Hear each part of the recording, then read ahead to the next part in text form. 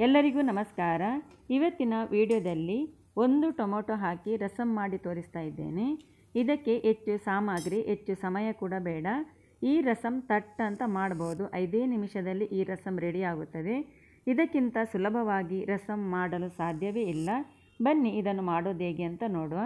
ಇಲ್ಲಿ ನಾನು ಒಂದು ಟೊಮೊಟೊವನ್ನು ನೀರಿನಲ್ಲಿ ಚೆನ್ನಾಗಿ ತೊಳೆದ ನಂತರ 4 ತುಂಡು ಮಾಡಿ ಮಿಕ್ಸಿ ಜಾರಿಗೆ ಹಾಕಿದ್ದೇನೆ. ಹಾಗೆಯೇ ಅರ್ಧ ಚಮಚದಷ್ಟು ಜೀರಿಗೆ ಹಾಕಿದ್ದೇನೆ.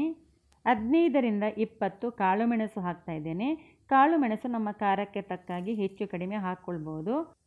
8ರಿಂದ 10 ಹೆಸಳು ಬೆಳ್ಳುಳ್ಳಿಯನ್ನು ಸಿಪ್ಪೆ ತೆಗೆದು ಹಾಕಿದ್ದೇನೆ.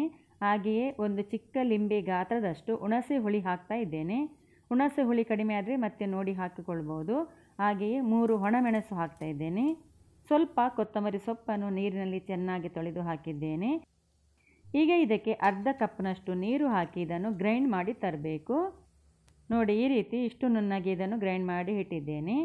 ಈಗ ಮೊದಲಿಗೆ ಗ್ಯಾಸ್ ಸ್ಟವ್ ಆನ್ ಮಾಡಿ ಒಂದು ಪಾತ್ರೆಯನ್ನು ಬಿಸಿಯಾಗಲು ಇಟ್ಟಿದ್ದೇನೆ. ಹಾಗೆ ಇದಕ್ಕೆ 1 ಚಮಚದಷ್ಟು ಕುಕ್ಕಿಂಗ್ ಆಯಿಲ್ ಹಾಕ್ತಾ ಇದ್ದೇನೆ, ಅಥವಾ ತೆಂಗಿನ ಎಣ್ಣೆನೂ ಹಾಕ್ಕೊಳ್ಬೋದು. ಎಣ್ಣೆ ಸ್ವಲ್ಪ ಬಿಸಿಯಾದ ನಂತರ ಅರ್ಧ ಚಮಚದಷ್ಟು ಸಾಸಿವೆ ಹಾಕಿದ್ದೇನೆ.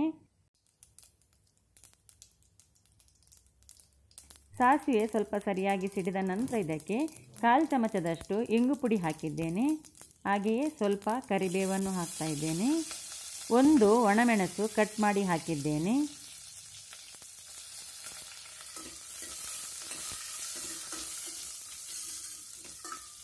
ಮೆಣಸು ಸ್ವಲ್ಪ ಚೆನ್ನಾಗಿ ಫ್ರೈ ಆದ ನಂತರ ಇದಕ್ಕೆ ಗ್ರೈಂಡ್ ಮಾಡಿಟ್ಟ ಟೊಮೆಟೊವನ್ನು ಹಾಕಿಕೊಳ್ಬೇಕು.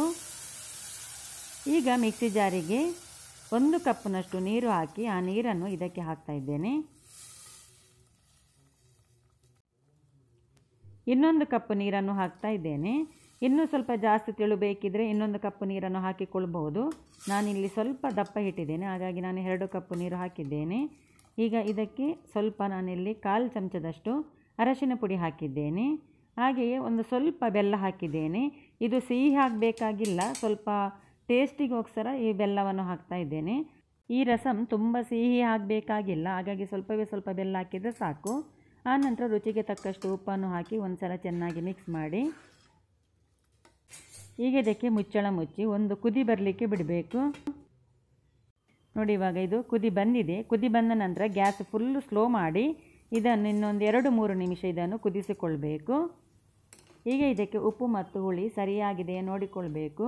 ಹುಳಿ ಕಡಿಮೆ ಅನಿಸಿದರೆ ಸ್ವಲ್ಪ ಹುಣಸೆ ಹುಳಿಯನ್ನು ನೀರಿನಲ್ಲಿ ಕಿವಿಚಿ ಆ ರಸವನ್ನು ಹಾಕಿಕೊಳ್ಬೋದು.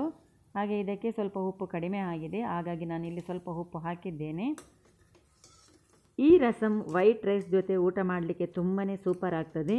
ಇದನ್ನು ಮಾಡೋದು ಕೂಡ ತುಂಬಾ ಸುಲಭ. ಹಾಗೆ ಇದು 5 ನಿಮಿಷದಲ್ಲಿ ರೆಡಿ ಆಗ್ತದೆ. ಒಂದು ಸಲ ಮಾಡಿ ನೋಡಿ. ಈಗ ಇದಕ್ಕೆ ಸ್ವಲ್ಪ ಕೊತ್ತಂಬರಿ ಸೊಪ್ಪನ್ನು ಕಟ್ ಮಾಡಿ ಹಾಕ್ತಾ ಇದ್ದೇನೆ. ಹಾಗೆಯೇ ಇವತ್ತಿನ ಈ ರೆಸಿಪಿ ನಿಮಗೆ ಇಷ್ಟವಾದರೆ ದಯವಿಟ್ಟು ಲೈಕ್ ಮಾಡಿ, ಶೇರ್ ಮಾಡಿ. ಹೆಚ್ಚಿನ ರೆಸಿಪಿಗಾಗಿ Rekha kitchen Mangalore YouTube channel subscribe ಮಾಡಿ. ಈ ವಿಡಿಯೋ ನೋಡಿದ್ದಕ್ಕಾಗಿ ತಮಗೆಲ್ಲರಿಗೂ ಧನ್ಯವಾದಗಳು.